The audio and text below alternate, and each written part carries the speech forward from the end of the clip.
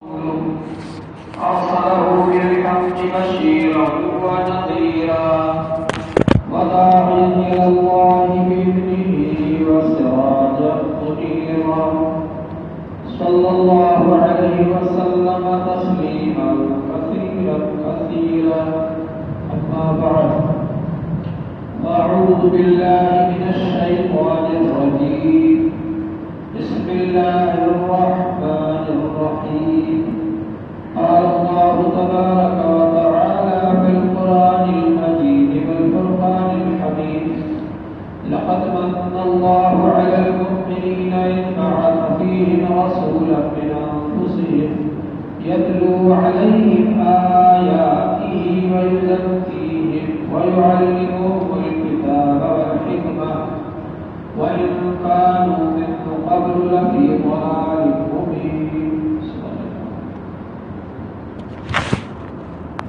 جناب صدر جلسہ قاضی دلشاد صاحب دعوت برکاتہ، جناب قاضی انیس صاحب ذات فضل، جناب قاضی مریض صاحب اور ہمارے علماء کرام، قاضی کرام اور طلباء عزیز اور سامعین کرام، حاضرین جلسہ، برادران ملت، اللہ کا بڑا احسان ہے اور اس کا کرم ہے کہ اس نے ہم کو حضور پاک صلی اللہ علیہ وسلم کی امت میں بنایا.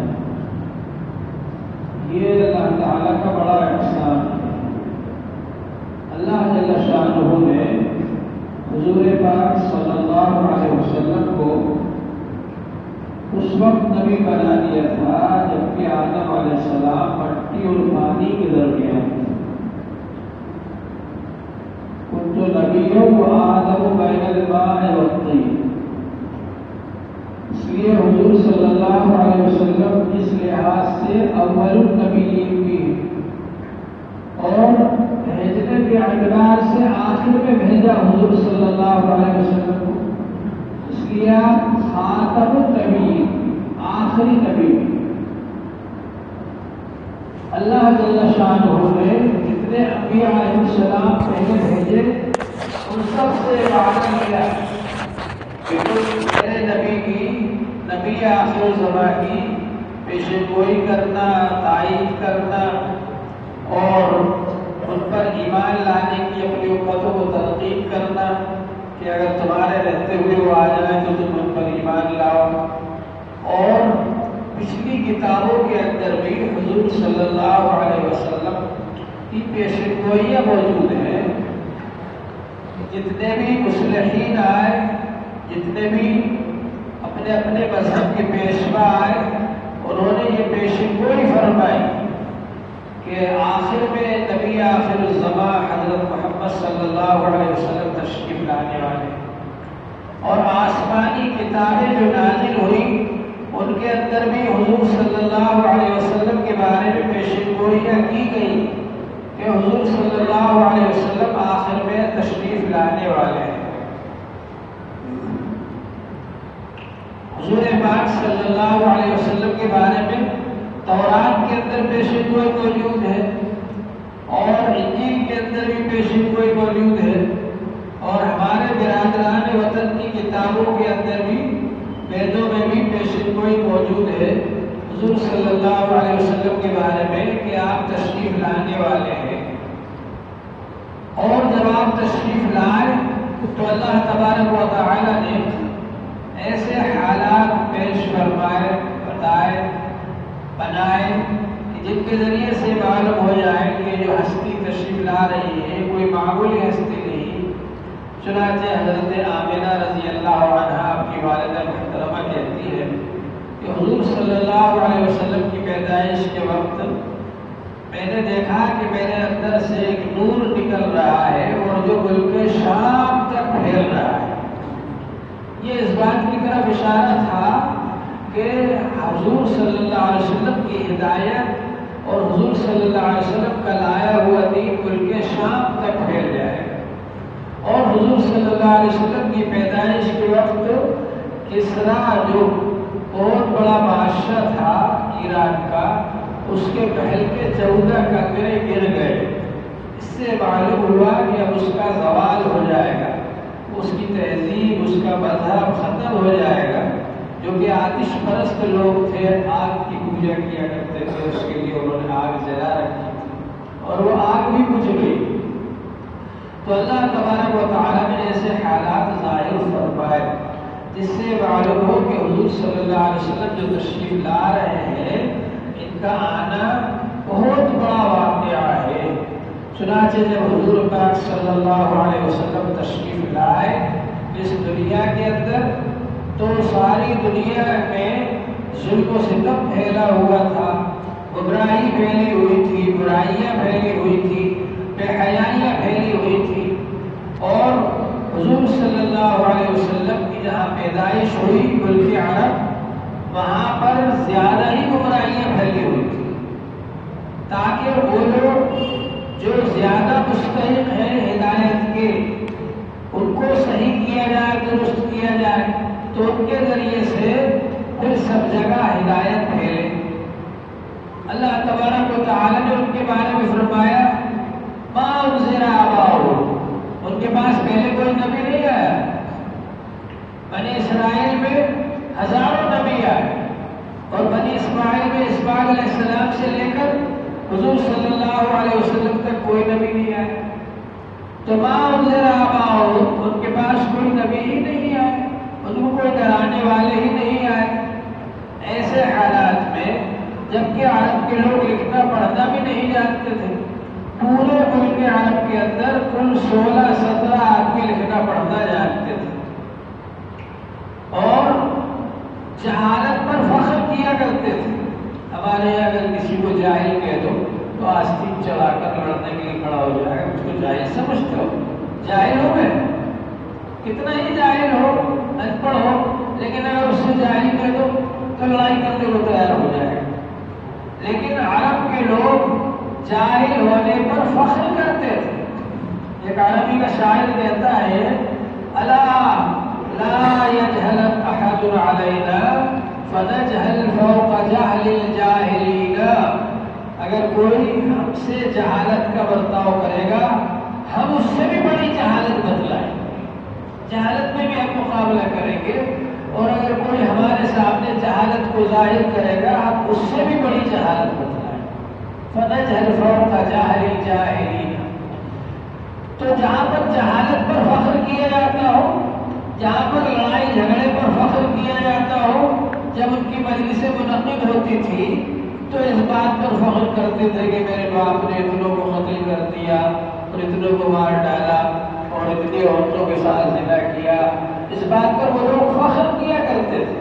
اولئک آبائی، یہ ہے میرے باپ دادا، ایک شاعر کہتا ہے اولئک آبائی، اپنے باپ داداؤں کا کارنامے بیان کر کے کہتا ہے یہ ہے میرے باپ دادا۔ اب ایسے باپ دادا تم پہ لا کر کے بتاؤ فجئنا بمثلہ اذا جمعتنا یا جریر المجامع، جب مجلس منعقد ہو تو جریر تمہیں ایسے باپ دادا لا کر بتاؤ۔ تو عام مجلسوں کے اندر اپنے باپ داداؤں پر فخر کیا جاتا تھا، برائیوں پر فخر کیا جاتا تھا، کفر و شرک پر فخر کیا جاتا تھا، ظلم و جہالت پر فخر کیا جاتا تھا، اور گمراہی پر فخر کیا جاتا تھا۔ ایسے ماحول میں حضور صلی اللہ علیہ وسلم کی تشریف آوری ہوئی، جبکہ گھٹا ٹوپ اندھیرا چھایا ہوا تھا چاروں طرف، ہدایت کا نور نہیں تھا، اندھیرے میں لوگ بھٹک رہے تھے، اخلاق سے محروم سے تھے، دین سے محروم تھے۔ ایسے حالات میں حضور پاک صلی اللہ علیہ وسلم تشریف لائے، اور حضور صلی اللہ علیہ وسلم کی ابتدائی زندگی، ایک تو بچپن کی زندگی ہے اور ایک نبی بننے سے پہلے کی زندگی، پھر نبی بننے کے بعد کی مکی زندگی، پھر مدینہ شریف کی زندگی ہے، مدنی زندگی۔ اس طرح سے حضور صلی اللہ علیہ وسلم کی سیرت پاک کو کئی حصوں میں تقسیم کر سکتے، اور اگر ترتیب وار بیان کرے تو بڑی مشکل ہے ایک ہی رات میں ایک ہی مجلس میں یہ سب کچھ بیان کر دینا۔ کل ایک جلسے میں تھا وہاں میں نے ولادت سے لے کر 13 سال کی مکی زندگی تک کا بیان کیا اور کہا کہ بھائی اب تو وقت بہت ہو چکا، آپ لوگوں نے جو وقت مقرر کیا تھا اس حساب سے اب اگر مدنی زندگی سنتا ہے تو پھر جلسہ بڑا نہیں کرتا اور پھر سننا ہر ترتیب پر اگر بیان کیا جائے تو حقیقت یہ ہے کہ ہمارا یہ وقت بہت ناکافی ہے، لیکن پھر بھی تھوڑا ہر چیز میں سے آپ کے سامنے انشاءاللہ بیان کیا جائے۔ تو حضور صلی اللہ علیہ وسلم کی جو بچپن کی زندگی ہے وہ بھی ایسی ہے جس سے ظاہر ہوتا ہے کہ حضور صلی اللہ علیہ وسلم سب کے لیے رحمت اور برکت لے کر کے آئے۔ حضرت حلیمہ سعدیہ رضی اللہ تعالی عنہا دودھ پلانے والی عورتیں آیا کرتی تھی مکے شریف اور بچوں کو لے کر جاتی تھی دودھ پلانے کے لیے، اور وہ دودھ پلانے کے عوض میں ان کے والدین بڑا انعام و اکرام کیا کرتے تھے، ان کا بہت انعام دیا کرتے تھے۔ اب جو خواتین آئیں تو وہ دوسرے بچوں کو لے کر کے اور لوٹنے لگی، اور حضرت حلیمہ نے پہلے بھی نہیں لیا اس بچے کو یہ سوچ کر کہ یتیم ہے، دوسری عورتوں نے بھی نہیں لیا کہ یتیم ہے، باپ ہی نہیں ہے تو ہمیں یہاں سے کوئی انعام ملنے کی بھی امید نہیں۔ لیکن آخر میں حضرت حلیمہ نے سوچا کہ خالی ہاتھ جانے سے اچھا ہے کہ اسی یتیم بچے کو ہی لے چلو، چنانچہ انہوں نے آ کر کے لے لیا حضور صلی اللہ علیہ وسلم کو دودھ پلانے کے لیے اور لے کر کے اپنے گھر جانے لگی۔ اب جس خنجر پر سوار ہو کر آئی تھی سب سے پیچھے چلتا تھا، وہ سب سے آگے چلنے لگا۔ حضرت حلیمہ رضی اللہ تعالی عنہ کے پستانوں میں بھی دودھ نہیں تھا، دودھ آ گیا اور خود ان کا بیٹا بھی دودھ سے خوب شکم سیر ہونے لگا، اور اس کے بعد جب گھر پہنچی تو ان کی بکریوں میں دودھ آ گیا، اور جب ان کی بکریاں جنگل جاتی تھی تو وہاں سے دودھ کی بھری ہوئی آتی تھی، تو دوسرے لوگ کہتے تھے کہ اپنی بکریوں کو وہیں لے جا کر چراؤ جہاں حلیمہ کی بکریاں چرتی ہیں، وہیں چراتے تھے۔ لیکن وہ چراگاہ کا کمال نہیں تھا، وہ تو حضور پاک صلی اللہ علیہ وسلم کی برکت تھی کہ آپ وہاں جا کر کے مہمان ہوئے تو حضرت حلیمہ رضی اللہ تعالی عنہ کے گھر میں رحمت اور برکت برسنے لگی۔ اس طرح سے 2 سال تک حضور صلی اللہ علیہ وسلم کو رکھا حضرت حلیمہ سعدیہ رضی اللہ عنہا نے، اور جب 2 سال پورے ہو گئے تو اب لے کر کے آئی، لیکن دل یہ چاہتا ہے کہ اور رکھیں، تو حضرت آمنہ رضی اللہ عنہ سے کہا کہ مکے میں طاعون کی بیماری پھیل رہی ہے، آپ اجازت دیں تو میں اور لے جاؤں، اس بچے کو اور رکھوں، تو کہا کہ ہاں لے جاؤ، پھر لے کر کے آ گئی۔ اب حضور صلی اللہ علیہ وسلم نے دیکھا کہ 2 شریک بھائی دن بھر نہیں رہتے گھر میں، پوچھا کہ امی جان یہ کہاں جاتے ہیں عبداللہ؟ کہا کہ بکریاں چرانے جاتے ہیں۔ کہا کہ میں بھی جاؤں گا ان کے ساتھ، 2-2.5 سال کی عمر کیا ہوتی ہے، ان کے ساتھ بکریاں چرانے جانے لگے اپنے 2 شریک بھائی کے ساتھ۔ ایک بار دیکھا کہ 2 سفید لباس میں 2 شخص آئے، حضور صلی اللہ علیہ وسلم کو لٹایا اور سینے مبارک چاک کیا۔ اب عبداللہ بھاگتے ہوئے آئے اور امی جان سے کہا کہ میرے مکی ہاشمی بھائی کے ساتھ ایسا ہوا، تو حضرت حلیمہ رضی اللہ عنہ بہت گھبرائی اور دونوں میاں بیوی جنگل میں گئے، دیکھا تو حضور صلی اللہ علیہ وسلم بیٹھے ہوئے ہیں، تشریف فرما ہے، کچھ رنجیدہ اور غمگین جیسے ہیں۔ پوچھا بیٹا کیا ہوا؟ تو بتلایا کہ 2 سفید پوش آئے، انہوں نے مجھے لٹایا اور سینہ چاک کیا۔ یہ شق صدر کا واقعہ 3 بار پیش آیا۔ ایک بار تو اس وقت جبکہ حضور صلی اللہ علیہ وسلم حضرت حلیمہ سعدیہ رضی اللہ عنہ کے گھر پر تھے، اور ایک اس وقت جبکہ حضور صلی اللہ علیہ وسلم کو نبوت ملنے والی تھی، اور ایک اس وقت جبکہ حضور صلی اللہ علیہ وسلم کو معراج پر لے جایا گیا۔ بہرحال تو حضور پاک صلی اللہ علیہ وسلم کا سینہ مبارک چاک کیا۔ اب حضرت حلیمہ رضی اللہ تعالی عنہ گھبرا گئی اور لے کر کے واپس آئی اور کہا حضرت آمنہ سے کہ یہ آپ کی امانت آپ کے سپرد۔ تو انہوں نے کہا ارے کچھ دنوں پہلے تو آپ کہہ رہی تھی اور رکھوں گی میں اس بچے کو، اتنی جلدی کیا ہو گئی کہ واپس لے آئے؟ تو انہوں نے وہ واقعہ بتلایا، تو کہا کہ آپ اس بچے کے بارے میں آپ نہ گھبرائیں، اس کی ولادت کے وقت میں نے ایسی ایسی چیزیں دیکھی ہیں جن سے معلوم ہوتا ہے کہ اللہ تعالیٰ اس بچے کو بڑی شان والا بنائے۔ بہرحال حضور پاک صلی اللہ علیہ وسلم کا یہ بچپن ہے۔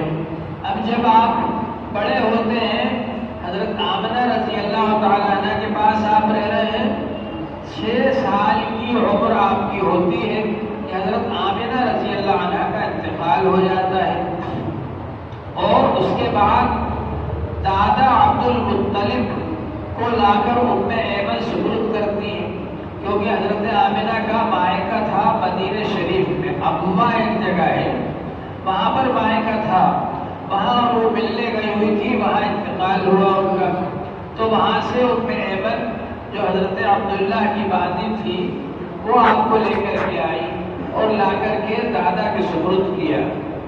تو حضرت عبد المطلب نے آپ کے دادا نے پرورش فرمائی، اور جب 8 سال کی عمر ہوئی آپ کی تو عبد المطلب کا بھی انتقال ہو گیا۔ اب اس کے بعد آپ کی پرورش ابو طالب کے سپرد ہوئی جو آپ کے چچا ہے، اور ابو طالب اپنی قوم کے سردار تھے لیکن مالداری کے اعتبار سے بہت کمزور تھے، اس وجہ سے حضور صلی اللہ علیہ وسلم نے اس کم عمر میں بھی اس بات کو پسند نہیں فرمایا، گوارا نہیں فرمایا کہ آپ اپنی کفالت کا بوجھ چچا جان پر ڈالیں، چنانچہ ان کے ساتھ تجارت کے لیے جانا شروع کر دیا آپ نے، حتیٰ کہ ملک شام کا سفر کیا۔ ابو طالب نے اتنا لمبا سفر، اس میں بھی حضور صلی اللہ علیہ وسلم تشریف لے گئے، اس وقت صرف 12 سال کی عمر تھی حضور صلی اللہ علیہ وسلم، اور وہاں پر راہب سے ملاقات ہوئی، بحیرہ راہب نے آپ کو دیکھا تو پہچان لیا اور یہ کہا ابو طالب سے کہ یہ کون ہے؟ کہا کہ میرا بھتیجا ہے۔ کہا یہ بچہ نبی آخر الزماں بنے گا اور ہمارے دین کو منسوخ کر دے گا، اس کو آپ ملک شام نہ لے جاؤ، اگر وہاں کے لوگوں نے پہچان لیا تو اس کو قتل کر دیں گے، اس کو واپس یہیں سے مکے بھیج دو۔ چنانچہ انہوں نے پھر وہاں سے مکے بھیج دیا آپ کو واپس۔ جب آپ اور بڑے ہوئے تو اللہ تبارک و تعالیٰ نے آپ کو وہ مقام عطا فرمایا کہ لوگ آپ کو صادق اور امین کہہ کر پکارتے ہیں، سچے اور امانت دار، اس لیے کہ آپ کی ہر بات سچی ہوا کرتی تھی، اور دشمن سے دشمن آدمی بھی آپ کے پاس ہی اپنی امانتیں رکھا کرتے تھے، اس لیے کہ اپنی امانتیں آپ کے پاس رکھ کر محفوظ سمجھتے تھے کہ ہماری جو رقم ہے، روپیہ پیسہ ہے، اگر ہم آپ کے پاس رکھ دیں گے تو آپ کے پاس حفاظت سے رکھا رہے گا۔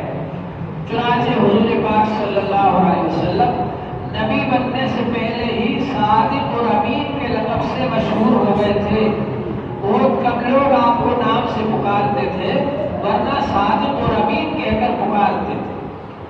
اور نبی بننے سے پہلے کا ہی واقعہ ہے کہ ایک بار جب خانہ کعبہ کی تعمیر کر رہے تھے عرب لوگ، تو اس وقت یہ جھگڑا ہونے لگا کہ حجر اسود کو کون رکھے، بڑا اختلاف ہوا اس بارے میں، تو اتنا اختلاف ہوا کہ آپس میں تلواریں نکلنے لگی۔ پھر کسی نے یہ مشورہ دیا کہ بھائی لڑائی سے بہتر یہ ہے کہ کل پر اس بات کو رکھا جائے، کل جو سب سے پہلے آ جائے حرم شریف کے اندر، مسجد حرم کے اندر، تو اسی سے ہم فیصلہ کرائیں۔ دوسرے دن دیکھا کہ حضور صلی اللہ علیہ وسلم تشریف فرما ہے، تو حضور پاک صلی اللہ علیہ وسلم کو دیکھ کر سب خوش ہو گئے اور یہ کہا کہ آپ کے فیصلے پر ہم سب راضی۔ چنانچہ حضور پاک صلی اللہ علیہ وسلم نے اپنی چادر مبارک بچھائی اور اس کے اندر اپنے دست مبارک سے حجر اسود کو رکھا، اور ہر قبیلے اور ہر خاندان کا ایک ایک نمائندہ مقرر کیا کہ چاروں طرف سے تم اس کو پکڑو چادر کو، اور جب وہاں تک لے آئے جہاں رکھنا تھا تو اپنے دست مبارک سے حجر اسود کو اٹھا کر دیوار میں فٹ کر دیا۔ اس طرح سے بہت بڑا جھگڑا جو ہونے والا تھا وہ ٹل گیا اور ہٹ گیا، تو سب نے آپ کے فیصلے کو مانا۔ یعنی نبی بننے سے پہلے حضور صلی اللہ علیہ وسلم کو صادق اور امین سب لوگ مانتے تھے، اور آپ کو جج اور فیصل مانتے تھے، آپ سے فیصلے کراتے تھے۔ حضور پاک صلی اللہ علیہ وسلم تشریف لے گئے ملک شام تجارت کے لیے۔ خدیجہ رضی اللہ تعالی عنہ نے حضور صلی اللہ علیہ وسلم کی بہت تعریفیں سنی تھی، تو خدیجہ رضی اللہ عنہ نے اپنے غلام کو بھیجا، کہا کہ ہم مال دے کر آپ کو تجارت کے لیے ملک شام بھیجنا چاہتے ہیں۔ تو حضور پاک صلی اللہ علیہ وسلم راضی ہو گئے، چنانچہ وہ ملک شام تشریف لے گئے، اور آپ کے ساتھ حضرت خدیجہ کے غلام حضرت زید بھی تھے۔ چنانچہ یہ حضرات گئے اور ملک شام میں جا کر تجارت کی۔ وہاں بھی ایک راہب نے پہچان لیا اور کہا کہ آپ جلدی یہاں سے واپس چلے جائیں۔ نستور راہب نے کہا تو آپ تشریف لے آئے وہاں سے، لیکن جتنی بھی تجارت ہوئی اس میں خوب نفع ہوا، اور خدیجہ رضی اللہ عنہ کے غلام نے آ کر بتلایا کہ حضور پاک صلی اللہ علیہ وسلم جہاں بھی بیٹھتے تھے چاروں طرف سے درخت آ کر سایہ کرتے تھے، دھوپ ہوتی تھی تو بادل آ کر سایہ کرتے تھے۔ حضور پاک صلی اللہ علیہ وسلم جہاں سے گزرتے تھے تو درخت اور پتھر سلام کرتے تھے۔ تو حضرت خدیجہ رضی اللہ عنہ نے یہ سب حالات سنے اور یہ بھی دیکھا کہ آپ دوسرے لوگوں کے مقابلے میں زیادہ نفع کما کر لائے ملک شام سے۔ ان سب حالات کو دیکھ کر حضرت خدیجہ رضی اللہ عنہ نے پیغام بھیجا آپ کے چچا ابو طالب کے پاس اور کہا کہ میں آپ کے بھتیجے سے نکاح کرنا چاہتی ہوں۔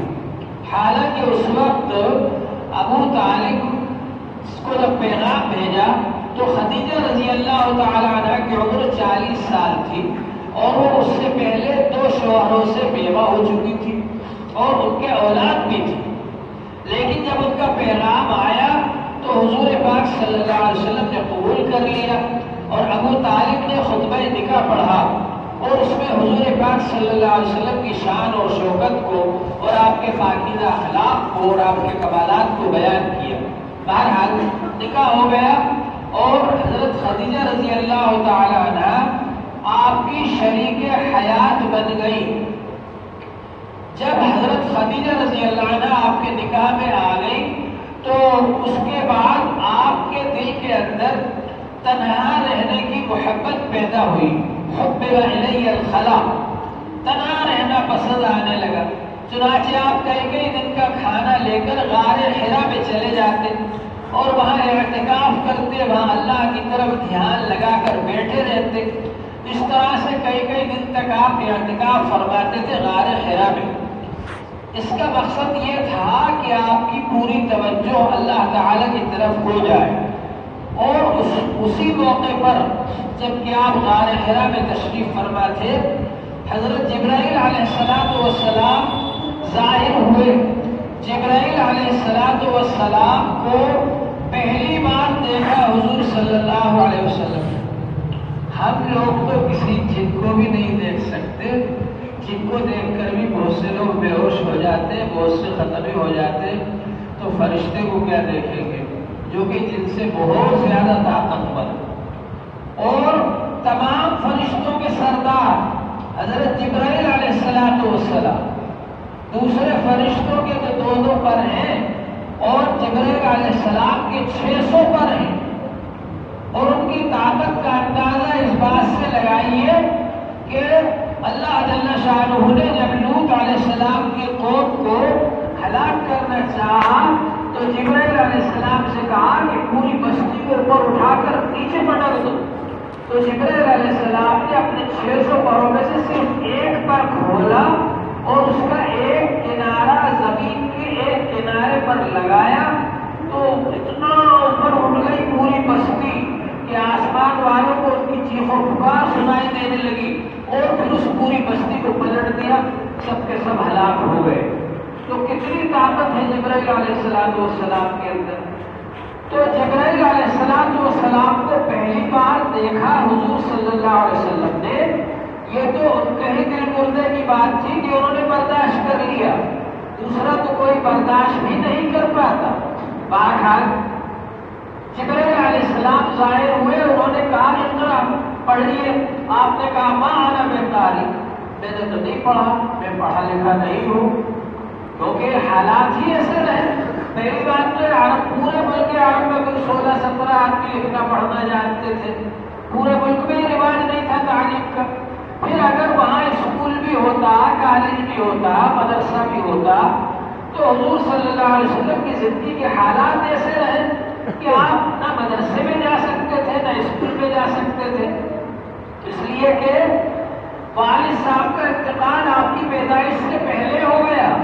6 سال کی عمر میں امی کا انتقال بھی ہو گیا. 8 سال کی عمر میں دادا کا انتقال ہو گیا. اور پھر آپ چچا کے زیر پرورش آ گئے اور ان کے ساتھ کام کاج کرنا شروع کر دیا. تو ظاہر ہے کہ حضور صلی اللہ علیہ وسلم نے علم حاصل نہیں کیا ظاہری طور پر.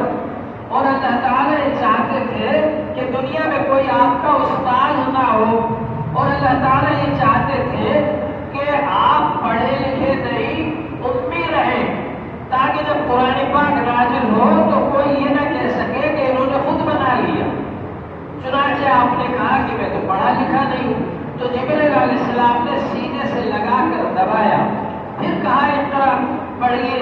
پھر آپ نے کہا ماں انا بقاری، میں پڑھا لکھا نہیں ہوں. اس طرح 3 بار انہوں نے دبایا. صوفیہ کرام کہتے ہیں کہ 3 طرح کی نسبتیں ہوتی ہیں، نسبت ولایت، نسبت روحانیت. وہ 3 بار دبانے میں وہ 3 طریقے کی نسبت روحانیت منتقل ہوئی جبرائیل علیہ السلام سے حضور صلی اللہ علیہ وسلم کی طرف. اب وہ کیا کیا ہے وہ ابھی موقع نہیں تفصیل کا، پھر کبھی سن لینا. بہرحال جبرائیل علیہ السلام نے جب تیسری بار دبایا اور اقرا کہا تو آپ نے پڑھنا شروع کر دیا. اقرا باسم ربک الذی خلق، خلق الانسان من علق، اقرا وربک الاکرم الذی علم بالقلم، علم الانسان ما لم يعلم. یہ سورہ اقرا کی شروع کی 5 آیتیں یہ سب سے پہلے وحی میں نازل ہوئی. یعنی سب سے پہلا حکم آیا پڑھیے. آپ پڑھنے کا حکم سب سے پہلے آیا اس امت کے لیے جو امت پڑھی لکھی نہیں تھی، ان پڑھ لوگ تھے. فرمایا حضور صلی اللہ علیہ وسلم نحن امت امیہ لا نعد ولا نحسب. چاند کے بارے میں فرمایا کہ ہم پڑھے لکھے لوگ نہیں، ہم تو ان پڑھ ہیں اور حساب کتاب نہیں جانتے. جب چاند دیکھ لو تو روزہ رکھ لینا اور جب چاند دیکھ لو تو افطار کر لینا. تو حضور پاک صلی اللہ علیہ وسلم نے فرمایا ما انا بقاری، اور پھر آپ پر یہ قرآن پاک نازل ہوا. اب آپ تشریف لائے حضرت خدیجہ رضی اللہ عنہ کے پاس. پہلی بار جبرائیل علیہ السلام کو دیکھا تھا، اس وجہ سے دل پر اثر ہونا ہی چاہیے تھا.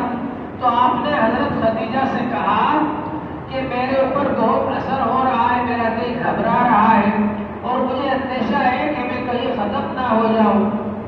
تو حضرت خدیجہ رضی اللہ عنہ جو سچی غمگسار تھی حضور پاک صلی اللہ علیہ وسلم، انہوں نے آپ کو تسلی دی اور آپ کی جو صفات بیان فرمائی وہ صفات دیکھیے. آپ کیسی صفات بیان فرمائی.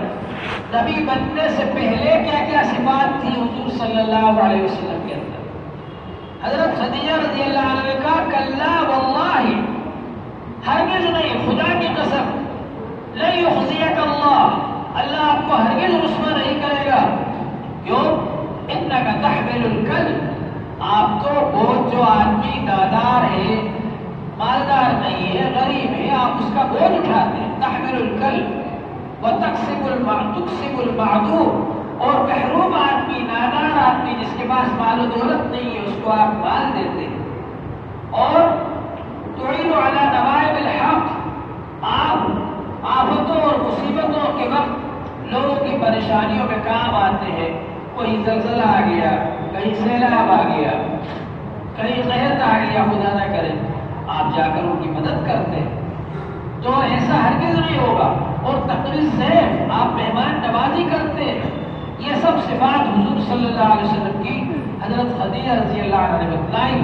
وَإِنَّكَ لَتَصِلُ الرَّحِمَ، اور آپ صلہ رحمی کرتے ہیں، لوگوں سے تعلق جوڑتے ہیں، رشتوں کو جوڑتے ہیں. آپ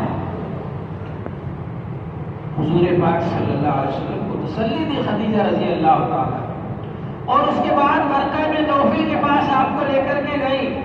ورقہ بن نوفل تورات کے عالم تھے اور وہ پچھلی کتابوں سے واقف تھے، واقف تھے۔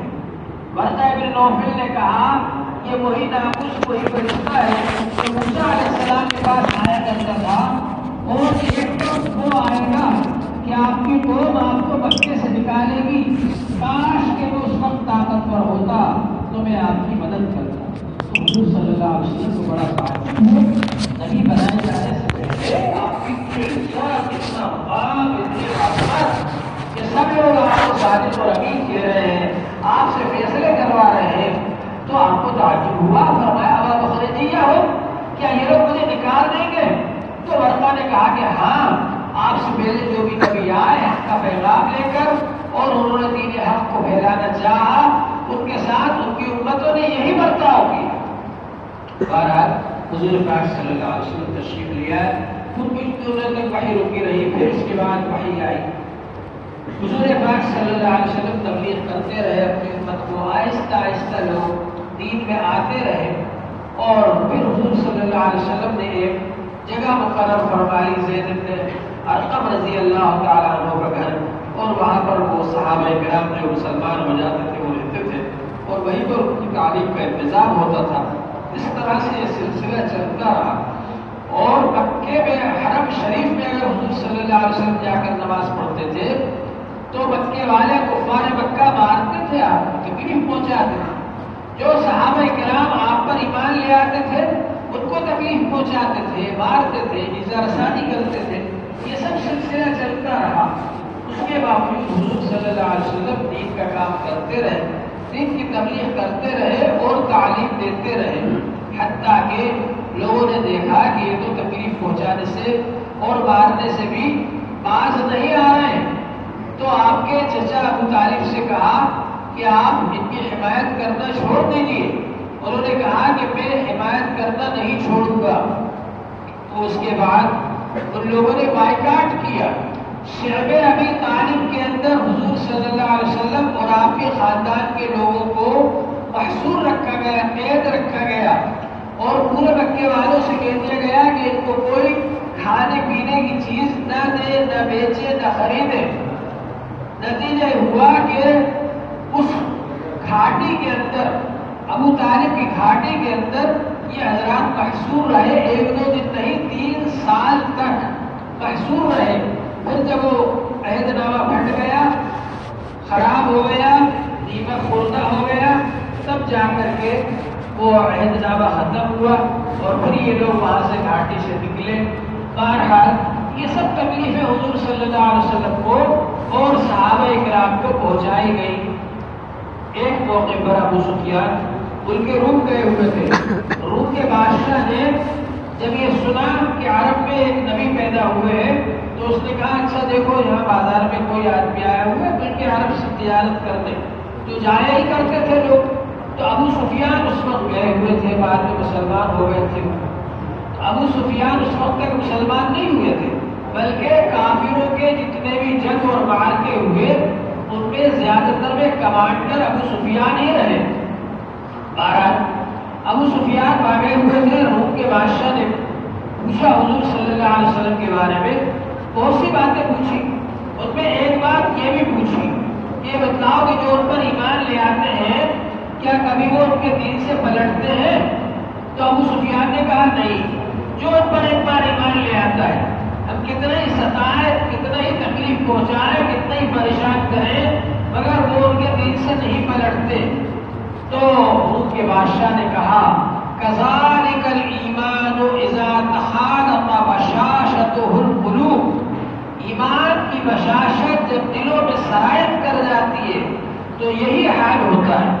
بہرحال حضور پاک صلی اللہ علیہ وسلم یہ دین کا کام کرتے رہے اور دین بڑھتا رہا، اور عرصہ دراز میں حضرت عمر رضی اللہ عنہ کے مسلمان ہونے سے پہلے کل 40 آدمی صرف مسلمان ہوئے، بڑی محنت اور کوشش کے بعد۔ لیکن جب حضرت عمر رضی اللہ عنہ مسلمان ہو گئے، پہلے تو صرف حضور صلی اللہ علیہ وسلم اکیلے نماز پڑھتے تھے حرم شریف میں، اور لوگ پٹائی کرتے تھے، کفار مکہ مارتے تھے۔ لیکن جب حضرت عمر رضی اللہ عنہ مسلمان ہو گئے تو انہوں نے کہا ہم سب جا کر حرم شریف میں ہی نماز پڑھیں گے۔ چنانچہ پھر حرم شریف میں نماز پڑھنے لگے۔ اس وقت پھر مسلمانوں پر اور زیادہ کافروں نے سختیاں شروع کر دی، پریشان کرنے لگے۔ پہلی بار حضور صلی اللہ علیہ وسلم کی اجازت سے 12 مرد اور 4 عورتیں ہجرت کر کے حبشہ چلے گئے، اور اس کے بعد پھر 83 مرد اور 12 عورتیں ہجرت کر کے حبشہ چلے گئے تاکہ اپنا دین و ایمان بچا سکے۔ اس کے باوجود کافروں کا غصہ کم نہیں ہوا اور تکلیفیں زیادہ ہی پہنچاتے رہے، اور جب انہوں نے دیکھا کہ یہ تو رکتے ہی نہیں ہے تو پھر عتبہ کو بھیجا ابو طالب کے پاس۔ عتبہ نے آ کر حضور صلی اللہ علیہ وسلم کے بارے میں یہ کہا، اور حضور صلی اللہ علیہ وسلم سے بھی کہا کہ اگر آپ کو ضرورت ہے اس بات کی کہ آپ کو بادشاہ بنا لیا جائے تو ہم پورے ملک عرب کا آپ کو بادشاہ بنا دیں۔ اگر آپ کو ضرورت ہے مال و دولت کی تو سارے عرب کے خزانے لا کر آپ کے قدموں پہ ڈھیر لگا دیتے ہیں۔ اگر حسینہ کی تلاش ہے تو عرب کی حسین ترین عورت سے آپ کا نکاح کر دیتے ہیں، شادی کر دیتے ہیں۔ اس زمانے میں بھی نکاح ہوا کرتے تھے نکاح کے نام سے ہی، لیکن ان کے طریقے الگ ہیں۔ یہ سب بتایا انہوں نے، کہا، لیکن حضور صلی اللہ علیہ وسلم نے ابو طالب سے فرمایا کہ اگر یہ لوگ میرے سیدھے ہاتھ پر سورج اور بائیں ہاتھ پر چاند ملا کر کے رکھ دیں اور مجھ سے کہے کہ میں اس دین کا کام کرنے کو چھوڑ دوں جو اللہ تعالیٰ نے مجھے عطا فرمایا ہے، جس کی ذمہ داری مجھے دی ہے، تو یہ ہرگز نہیں ہو سکتا۔ دین کا کام کرتے کرتے یا تو یہ دین پھیل جائے گا سب جگہ یا میں ختم ہو جاؤں۔ چنانچہ جب وہ چلے گئے، انہوں نے سمجھ لیا کہ ان کو لالچ دے کر، ان کو تکلیف پہنچا کر کسی بھی طرح سے نہیں روک سکتے، تو پھر اس کے بعد میں ان لوگوں نے مشورہ کیا کہ ان کو قتل کر دینا چاہیے۔ چنانچہ دارالندوہ جو ان کا پنچایت گھر تھا، پارلیمنٹ ہاؤس تھا، وہاں پر مشورہ ہوا، اور ابو جہل نے پہلے اور لوگوں نے رائے رکھی کہ قتل کر دیا جائے، کسی نے کہا قید کر دیا جائے، لوگ اگر قید کرو گے تو بنی ہاشم چھڑا لیں گے آ کر کے، تو کہا قتل کر دیا جائے۔ تو یہ رائے ہوئی کہ اگر قتل کرو گے تو بنی ہاشم بدلہ لیں گے۔ تو ابو جہل نے کہا ہر قبیلے کا ایک ایک نمائندہ ساتھ میں آئے، سب مل کر ایک دم حملہ کرے، تو بنو ہاشم ایک قبیلہ سارے قبیلوں سے، سارے خاندانوں سے جھگڑا نہیں کر پائے گا اور بدلہ نہیں لے پائے گا۔ اس بات پر تالیاں بج گئی اور سب نے فیصلہ کر لیا، یہ بڑی اچھی بات ہے۔ چنانچہ حضور پاک صلی اللہ علیہ وسلم کا گھر آ کر رات میں گھیر لیا چاروں طرف سے، ہاتھ میں تلواریں ہیں، ہر قبیلے کا نوجوان ہے، چاروں طرف تلوار لے کر کھڑے ہوئے ہیں، گھر کو گھیرے ہوئے ہیں۔ ایسی حالت میں ہم میں سے کوئی ہوتا تو یہ رائے دیتا کہ بھائی آج تو بالکل نہ نکلنا گھر میں سے، اس لیے کہ آج تو بڑا خطرہ ہے۔ لیکن اللہ تعالیٰ نے اسی رات میں فرمایا کہ نکلو یہاں سے، مدینے جاؤ ہجرت کر کے۔ اب حضور صلی اللہ علیہ وسلم تشریف لے جا رہے ہیں مدینہ منورہ، ہجرت فرما رہے ہیں، مکہ چھوڑ کر جا رہے ہیں۔ آپ نے علی رضی اللہ عنہ سے فرمایا کہ علی میری جگہ پر سو جاؤ، میرے بستر پر، یہ جو باہر کھڑے ہوئے نا تلواریں لیے ہوئے، ان کے روپیے پیسے امانت میرے پاس رکھے، صبح ان کی امانتیں بانٹ کر تم آ جائے۔ ہم میں سے کوئی ہوتا تو کہتا صاحب آپ تو جا رہے ہیں اور مجھے یہاں چھوڑ کے جا رہے ہیں جی دشمنوں کے بیچ میں، یہ کیا ہے؟ لیکن کیسے عاشق رسول تھے، وہ صرف میٹھا کھانے کو سنت نہیں سمجھتے تھے، وہ بھی غلط سنت سمجھ رہے کہ ہم لوگ کہتے ہیں آخر میں میٹھا کھانا سنت ہے، بیچ میں کھانا سنت ہے، شروع میں اور آخر میں نمکین کھانا سنت، لیکن لوگوں نے مشہور کر رکھا ہے کہ میٹھا کھانا سنت ہے۔ بس میٹھا کھانا سنت ہے، یہ ایک سنت یاد رہ گئی ہے ہم لوگوں کو۔ حضرت علی رضی اللہ عنہ کیسے عاشق رسول تھے کہ فوراً اس بستر پر سو گئے، اور کسی نے پوچھا کہ آپ کو کبھی چین و سکون کی نیند آئی؟ تو انہوں نے کہا کہ ہاں ایک بار آئی، جب بھی میں سوتا تھا تو یہ سوچ کر سوتا تھا کہ صبح پتہ نہیں اٹھوں گا کہ نہیں اٹھوں، ہو سکتا ہے اللہ کی طرف سے بلاوا آ جائے، موت آ جائے۔ لیکن جب حضور صلی اللہ علیہ وسلم نے ہجرت والی رات میں فرمایا کہ علی میرے بستر پر سو جاؤ، صبح یہ امانتیں بانٹ کر آنا، تو مجھے یقین ہو گیا کہ صبح تک میں زندہ رہوں گا، اس لیے میں چین و سکون کے ساتھ پاؤں پھیلا کر سو گیا حضور صلی اللہ علیہ وسلم کے بستر۔ بہرحال نکلے اور ایک مٹھی آپ نے مٹی اٹھائی اور ان لوگوں پر پھینکی اور سورہ یاسین کی آیت پڑھتے ہوئے نکل گئے کہ یہ لوگ دیکھ بھی نہیں پائے گا.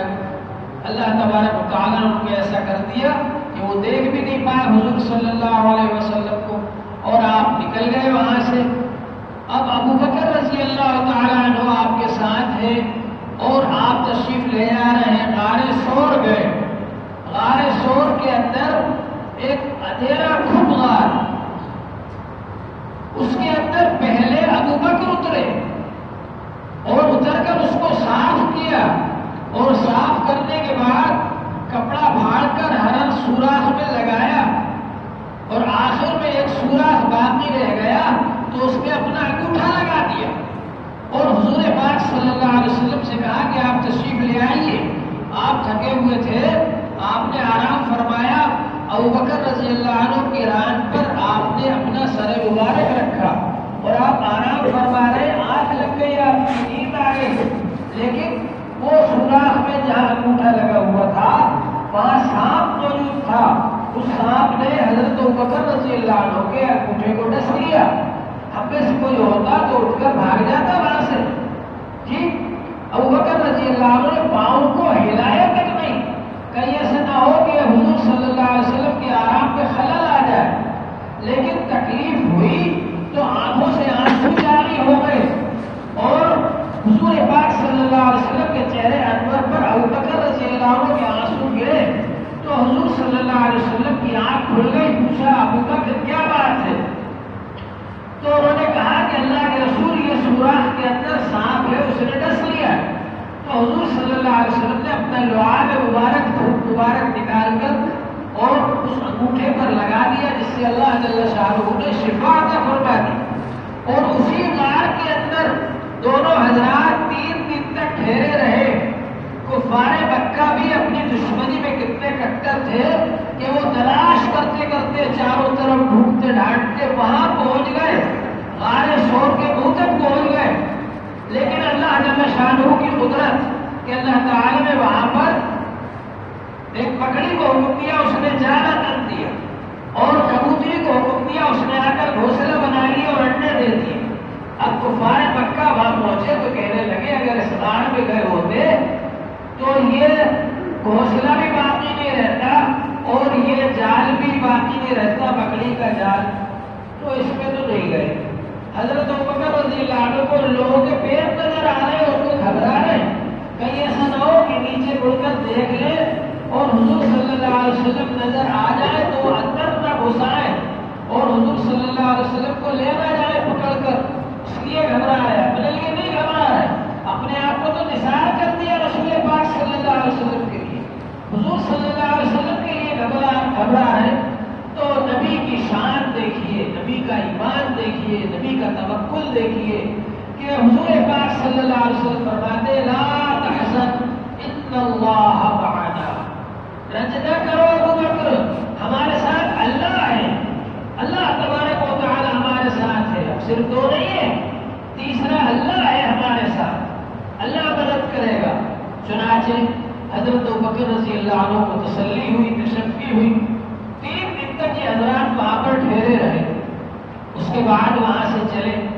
اب راستے میں سراقہ ابن مالک جو شب ایک صاحب ہیں، وہ چاروں طرف لوگ بھاگ رہے تھے، وہ بھی اونٹ پر بیٹھ کر بھاگے کیونکہ مکے والوں نے اعلان کر رکھا تھا کہ جو حضور صلی اللہ علیہ وسلم کو نعوذ باللہ قتل کر کے سر لے کر آئے گا اس کو ہم 100 اونٹ انعام میں دیں گے.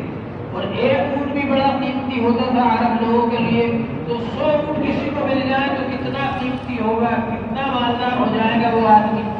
چنانچہ وہ جو چاروں طرف بھاگے، کوئی ادھر بھاگا کوئی ادھر بھاگا. سراقہ ابن مالک اتفاق سے اسی طرف چل دیے جدھر حضور صلی اللہ علیہ وسلم جا رہے تھے. حالانکہ یہ حضرات عام راستہ چھوڑ کر دوسرے راستے سے مدینے جا رہے تھے. سراقہ ابن مالک جب قریب پہنچے تو ان کا گھوڑا زمین میں دھس گیا اور یہ دھڑام سے نیچے گر گئے. اب اس کے بعد پھر انہوں نے کسی طرح گھوڑے کو نکالا، پھر جانے لگے، پھر دھس گئے. اس طرح 2-3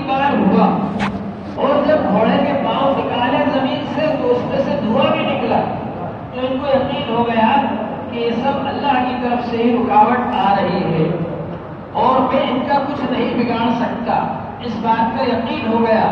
لہذا اب سراقہ نے سوچا کہ اب میں معافی مانگنے کے لیے آگے بڑھوں گا، اس لیے گھوڑے کے پاؤں زمین میں نہیں دھسے، آگے بڑھے اور حضور صلی اللہ علیہ وسلم کے قریب پہنچے اور معافی مانگی اور یہ کہا کہ مجھے یقین ہو گیا کہ جس طرح سے آج آپ کو بے یار و مددگار نکالا جا رہا ہے مکے سے، جس طرح آج آپ بے سہارا مکے سے جا رہے ہیں، مجھے یقین ہو گیا کہ ایک دن آئے گا کہ آپ مکے میں فاتحانہ طور پر مکہ فتح کر کے داخل ہوں گے۔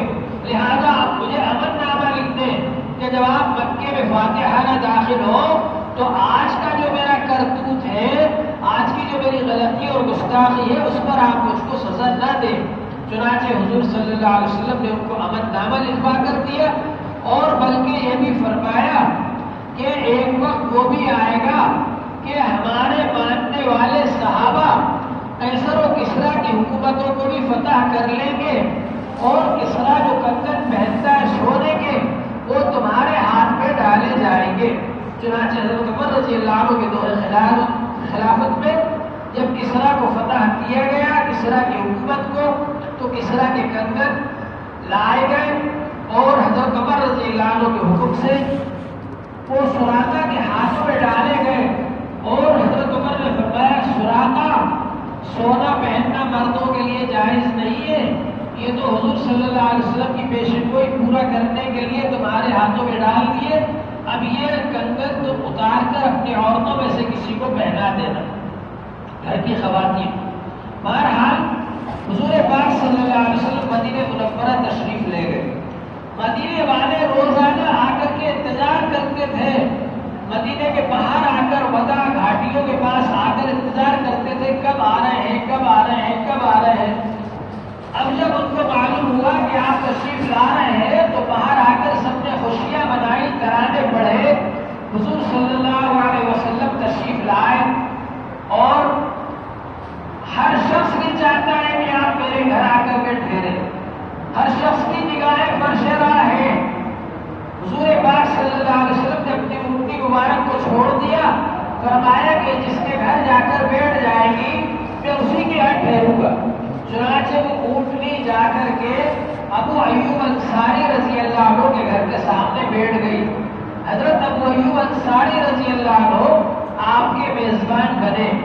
ابو ایوب انصاری رضی اللہ عنہ ان پرانے بادشاہوں کے خاندان میں سے تھے جو تبع خاندان کے بادشاہ مدینے پر حکومت کر چکے تھے، اور ان لوگوں نے اپنے وارثوں کو ایک خط لکھ کر کے دیا تھا اور اس میں وصیت لکھی تھی کہ یہ گھر ہم بنوا رہے ہیں، اس گھر میں نبی آخر الزمان جب ہجرت کر کے آئے تو ان کو ٹھہرانا، ہمارے خاندان کا جو بھی کوئی وارث اس وقت موجود ہو اس کی ذمہ داری ہے کہ وہ اس گھر میں ان کو ٹھہرائے۔ تو وہ اونٹنی جا کر وہیں بیٹھ گئی ابو ایوب انصاری رضی اللہ تعالیٰ عنہ کے گھر میں۔ حضور صلی اللہ علیہ وسلم نے مشورہ کیا ابو ایوب انصاری رضی اللہ عنہ سے، اوپر رہنا چاہتے ہو یا نیچے والے منزل میں رہنا چاہتے ہو؟ تو پھر حضور صلی اللہ علیہ وسلم نے فرمایا کہ میرے پاس لوگوں کا آنا جانا ملنا جلنا زیادہ رہے گا، اس لیے تم اوپر والی منزل میں رہو، میں نیچے والی منزل میں رہوں گا۔ اس طرح سے حضرت ابو ایوب انصاری رضی اللہ عنہ کے گھر میں حضور صلی اللہ علیہ وسلم نے شروع میں قیام فرمایا مدینہ شریف میں، پھر مسجد نبوی تعمیر فرمائی اسی جگہ پر۔ مسجد نبوی وہاں قریب میں ایک جگہ تھی، دو بھائیوں کی سہل اور سہیل کی جو کہ یتیم بچے تھے، ان کو حضور صلی اللہ علیہ وسلم نے بلا کر چاہا کہ ان سے جگہ لے لے، تو انہوں نے کہا ہم ویسے ہی دینا چاہتے ہیں۔ آپ نے کہا نہیں، ہم قیمت کے بغیر نہیں لیں گے۔ چنانچہ ان کو قیمت ادا کی اور اس جگہ میں مسجد نبوی تعمیر فرمائی حضور پاک صلی اللہ علیہ وسلم نے مدینہ شریف کے اندر۔ حضور پاک صلی اللہ علیہ وسلم نے مدینہ پہنچنے کے بعد وہاں کے رہنے والوں کو آپس میں جوڑ لیا۔ جو پیغام دیتے ہوئے آپ مکہ مکرمہ سے تشریف لائے تھے وہی پیغام آپ نے یہاں پر دیا، اور مدینے کے رہنے والے یہودیوں کو اور نجران کے نصارہ کو، سب کو آپ نے جوڑ لیا اور یہ فرمایا کہ ہم سب ایک ہیں، لہذا مدینے پر اگر حملہ ہو تو سب مل کر اس کا مقابلہ کریں گے۔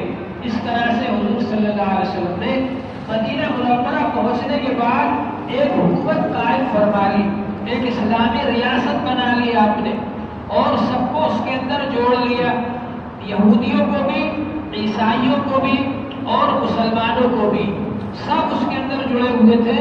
اور حضور صلی اللہ علیہ وسلم نے مدینے کے رہنے والوں کے درمیان اور مکے سے آئے ہوئے مہاجرین کے درمیان اخوت قائم فرمائی، بھائی چارہ قائم فرمایا۔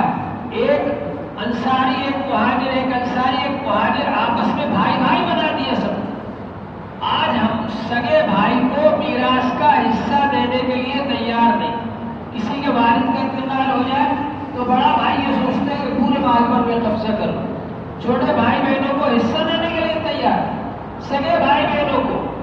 حضور صلی اللہ علیہ وسلم نے جو بھائی بھائی بنایا انصار اور مہاجرین کو، ایک انصار ایک مہاجر، اب وہ اپنے بھائی کو لے کر کے گئے اور کہا کہ یہ مال، یہ مکان آدھا تمہارا آدھا میرا، یہ کھیتی آدھا تمہارا آدھا میرا، یہ دکان آدھی تمہاری آدھی میری، یہ ہر چیز کے بارے میں اپنے بھائیوں کو دے رہے۔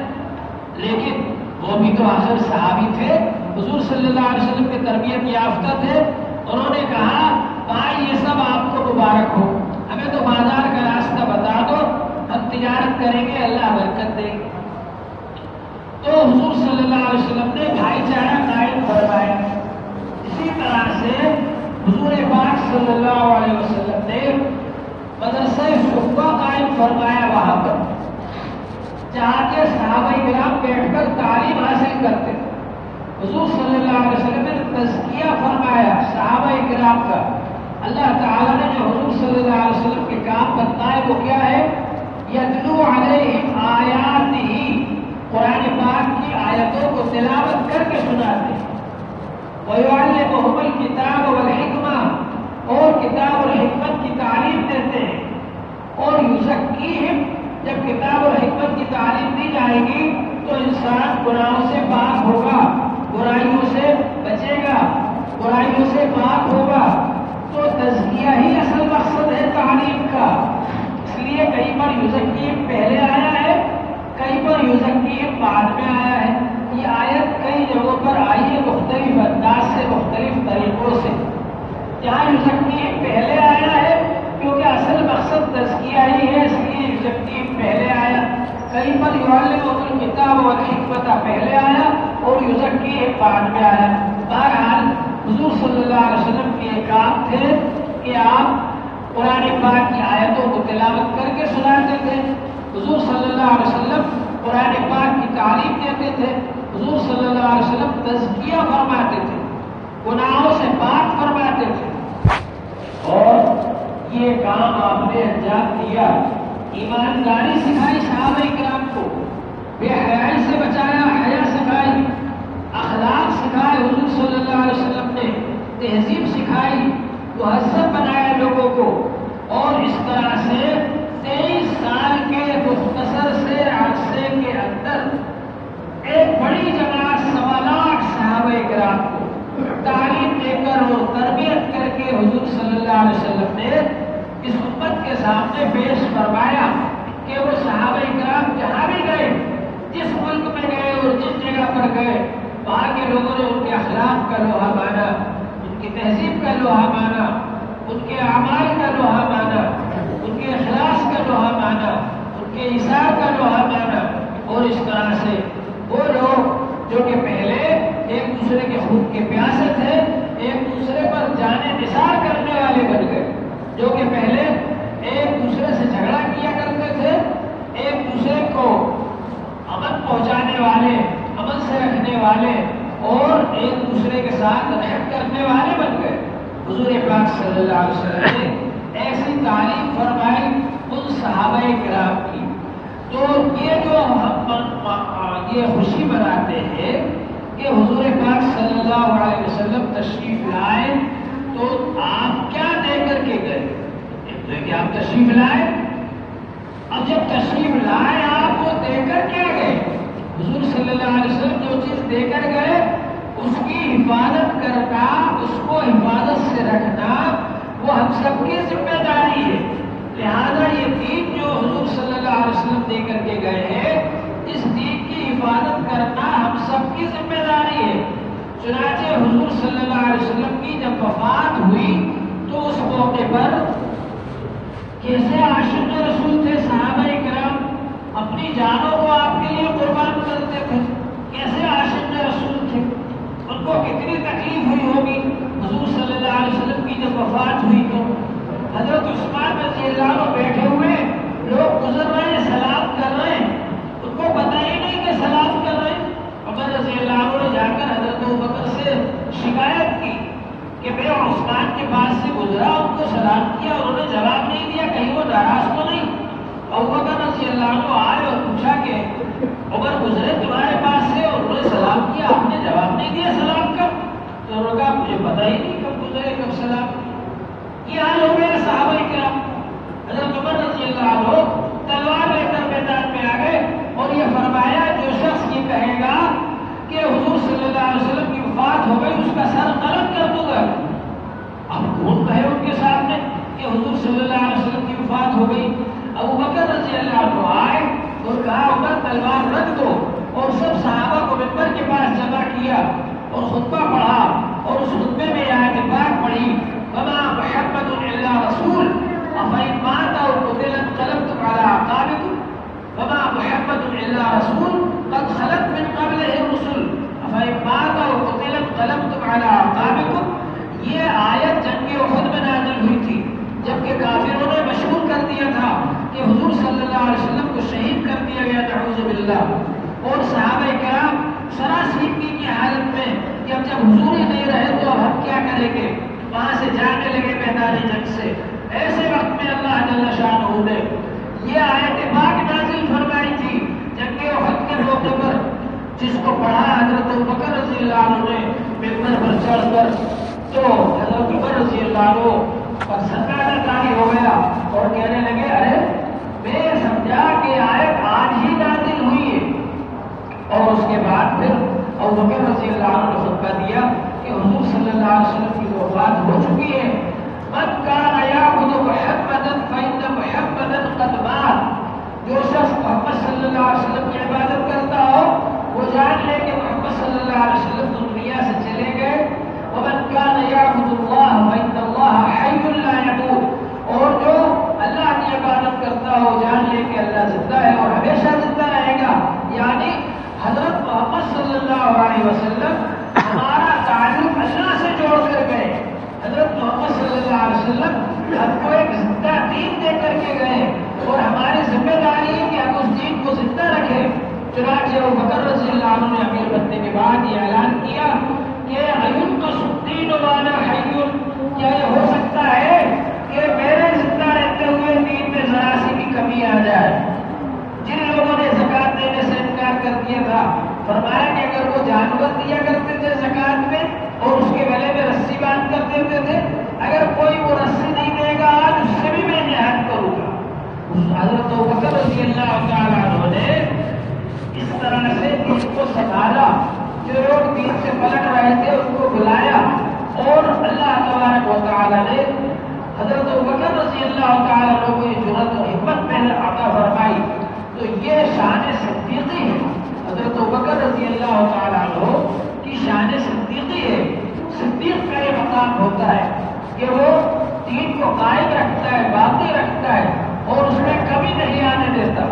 ہمارے اندر بھی یہ جذبہ ہونا چاہیے کہ حضور صلی اللہ علیہ وسلم جو دین ہم کو دے کر کے گئے ہیں وہ دین پر ہم قائم رہیں، ہماری زندگیوں کے اندر وہ دین موجود ہو اور لوگ دیکھ کر پہچان لیں کہ محمد صلی اللہ علیہ وسلم کا غلام ہے، یہ حضور صلی اللہ علیہ وسلم کے طریقے پر چلنے والا ہے، یہ حضور صلی اللہ علیہ وسلم کو ماننے والا ہے۔ وہ پہچان لے لوگ ہم کو دیکھ کر کے، اور حضور صلی اللہ علیہ وسلم کے مطابق، آپ کے احکام کے مطابق، آپ کے طریقے کے مطابق ہم زندگی بسر کر رہے ہو۔ حضور پاک صلی اللہ علیہ وسلم نے ارشاد فرمایا لا يؤمن احدكم حتى اكون احب اليه بوالدہ وولدہ والناس اجمعین، تم میں سے کوئی شخص اس وقت تک کامل ایمان والا نہیں ہو سکتا یہاں تک کہ وہ اس کے دل میں اس کے والدین سے، اس کے اولاد سے اور تمام لوگوں سے زیادہ محبوب ہو جاؤ۔ جب تک حضور صلی اللہ علیہ وسلم سے سب سے زیادہ محبت نہیں کریں گے تو ایمان کامل نہیں ہوگا۔ اور محبت کا طریقہ کیا ہے؟ محبت کا طریقہ یہ ہے کہ حضور صلی اللہ علیہ وسلم کے طریقوں کو اپنی زندگی میں زندہ کریں، حضور صلی اللہ علیہ وسلم کے طریقے کے مطابق کام کریں، اپنے جو بھی کام کرنا ہو حضور صلی اللہ علیہ وسلم کے طریقے کے مطابق کام کریں، سنتوں کے مطابق کام کریں۔ تو یہ ہے حضور صلی اللہ علیہ وسلم سے محبت۔ حضرت انس رضی اللہ تعالیٰ ایسے عاشق رسول ہیں، 10 سال تک خدمت کی حضور صلی اللہ علیہ وسلم، 10 سال کی عمر میں آئے تھے حضور صلی اللہ علیہ وسلم کے پاس خدمت کرنے کے لیے، والدہ چھوڑ کر کے گئی اور 10 سال حضور کی خدمت میں رہے۔ جب حضور صلی اللہ علیہ وسلم کی وفات ہوئی تو حضرت انس رضی اللہ عنہ کی عمر 20 سال تھی۔ حضرت انس رضی اللہ تعالیٰ عنہ نے 10 سال خدمت کی حضور صلی اللہ علیہ وسلم کی، اور کہتے ہیں اس 10 سال کے عرصے میں حضور صلی اللہ علیہ وسلم نے کبھی یہ نہیں فرمایا کہ لما صنعتا، بولے اللہ صنعتا، فلاں کام کیوں کر لیا تم نے، فلاں کام کیوں نہیں کیا، کبھی یہ نہیں فرمایا۔ ہماری اگر کوئی 10 منٹ خدمت کرے، 10 منٹ میں ہم اس کو 10 بار ڈانٹ دیں گے، ارے ایسا کرو ایسا کرو، یہ کیوں نہیں کیا۔ حضور صلی اللہ علیہ وسلم کے کتنے بلند اخلاق، کتنے اعلیٰ اخلاق تھے کہ 10 سال کے عرصے میں حضور صلی اللہ علیہ وسلم نے کبھی انس رضی اللہ عنہ سے یہ نہیں کہا کہ یہ کیوں نہیں کیا، یہ کیوں کر لیا، کبھی نہیں کہا حضور صلی اللہ علیہ وسلم نے 10 سال کے عرصے میں۔ اور حضور صلی اللہ علیہ وسلم نے ان کو 3 دعائیں دی۔ ایک دعا یہ دی کہ اللہ تعالیٰ تمہاری عمر میں برکت عطا فرمائے، تو ان کی عمر بہت ہوئی، حتیٰ کہ اپنے بیٹے اور پوتے اور پر پوتے بھی دیکھ لیے، اور اتنی لمبی عمر ہوئی ان کی۔ اور اللہ تعالیٰ سے دعا کی کہ ان کے مال میں اللہ تعالیٰ برکت عطا فرمائے۔ تو سب لوگوں کے باغوں کے اندر سال میں 1 بار پھل آتا تھا، اور حضرت انس رضی اللہ عنہ کے مال میں سال میں 2 بار باغ میں پھل آتا تھا۔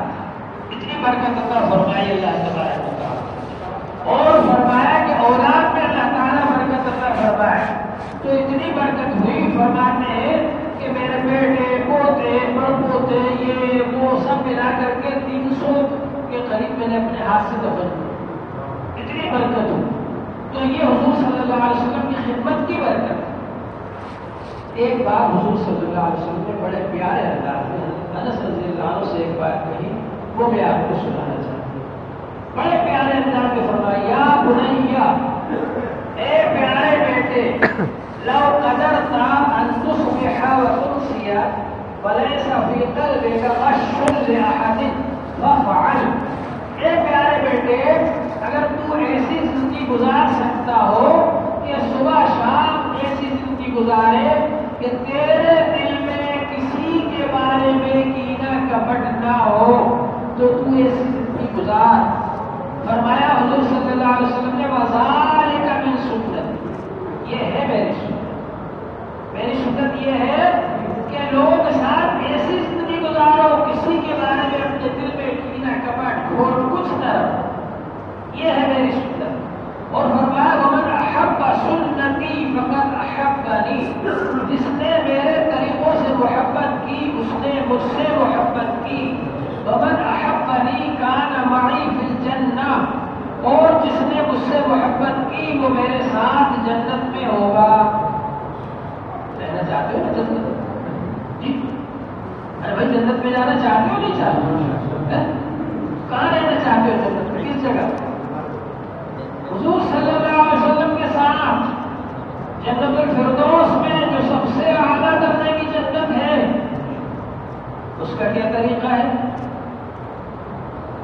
آسان طریقہ کہ حضور صلی اللہ علیہ وسلم کی سنتوں کے مطابق عمل کرنا، سب کو اپنے سے اچھا سمجھنا، किसी के दिल में, किसी के बारे में अपने दिल में खोट ना हो, बुराई ना हो, बुग़्ज़ ना हो, कीना ना हो, हसद ना हो, सबको अपने से अच्छा समझो। आज मुसलमानों के घरों में हर घर में लड़ाई है। बेटा बाप की बात मानने को तैयार नहीं, छोटा भाई बड़े भाई की बात मानने को तैयार नहीं, जी मुख्तदी लोग इमाम साहब की बात मानने को तैयार नहीं, आम लोग आलिम की बात मानने को तैयार नहीं। कैसे हमारा मुआशरा हो गया? क्यों ये इख्तिलाफ पैदा हो रहा है? हुज़ूर सल्लल्लाहु अलैहि वसल्लम ने फरमाया, मन तवाज़अ लिल्लाहि रफ़अहु अल्लाह। जो अल्लाह के लिए तवाज़ु इख्तियार करेगा, अल्लाह ताला उसको सर बुलंद कर देगा। वमन तकब्बर वज़अहु अल्लाह। और जो अपने आप को बड़ा समझेगा, तकब्बुर करेगा, अल्लाह उसके घमंड को तोड़ देंगे, उसको ज़लील कर देंगे। आज हमें से हर एक अपने आप को 10 हाथ का समझता है, दूसरों को हाथी का समझता है, तो ये सारे झगड़े पैदा होते हैं मुआशरे के अंदर। हुज़ूर पाक सल्लल्लाहु अलैहि वसल्लम ने इत्तिफाक इम्तिहान के तरीके बताया, इरशाद फरमाया, ला युमिनु अहदुकुम हत्ता यकूना हवाहु तबअन लिमा जितु बिही। तुम में से कोई शख्स उस वक्त तक कामिल ईमान वाला नहीं हो सकता यहाँ तक कि उसकी ख्वाहिशात मेरे लाए हुए दीन के ताबे हो जाए। आज हमें से हर आदमी ये चाहता है, मेरे दिल की चाहत के मुताबिक वो साहब मसला बता दे, मेरे दिल की चाहत के मुताबिक मुफ्ती साहब फतवा दे दे, मेरे दिल की चाहत के मुताबिक इमाम साहब काम करे, मेरे दिल की चाहत के मुताबिक सारे लोग मेरी बात माने, जो मैं चाहूँ वो हो। तो ये कैसे होगा? हमारे अंदर ये जज्बा होना चाहिए कि हमारे दिल की चाहत कुछ नहीं है, हम वो चाहेंगे जो अल्लाह चाहता है, हम वो चाहेंगे जो रसूल पाक सल्लल्लाहु अलैहि वसल्लम चाहते हैं, हम वो चाहेंगे जो दीन चाहता है, हम वो चाहेंगे जो अल्लाह ने हुक्म दिया, जो रसूल पाक सल्लल्लाहु अलैहि वसल्लम ने हुक्म दिया, जो हुजूर सल्लल्लाहु अलैहि वसल्लम ने करके बताया, उस तरीके पर हम अमल करेंगे। अगर हमारे अंदर ये जज्बा हो, हमारे सारे इख्तिलाफात खुद ब खुद खत्म हो जाए। मेरी बात चले या न चले, जिस बात में दीन का फायदा है वो काम करना है। मेरी बात चले या न चले, जिस बात में पूरी कौम का फायदा है वो काम करना है। अगर हमारे अंदर ये जज्बा हो तो हमारे सारे काम सही हो सकते हैं। अल्लाह तबारक व तआला हम सबको उसकी तौफीक